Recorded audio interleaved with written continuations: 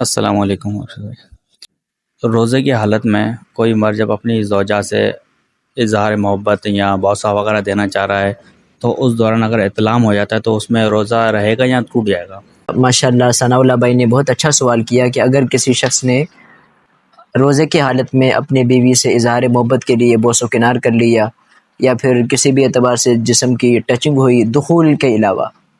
تو اس صورت میں انزال بھی ہو گیا تو کیا روزہ باقی رہے گا یا ٹوٹ جائے گا، اور اس پر کفارہ بھی ہوگا یا نہیں؟ تو دیکھیں ثناء اللہ بھائی، اس حوالے سے اگر کسی شخص نے روزے کی حالت میں اپنی بیوی سے بوس و کنار کر لیا یا پھر اظہار محبت کے لیے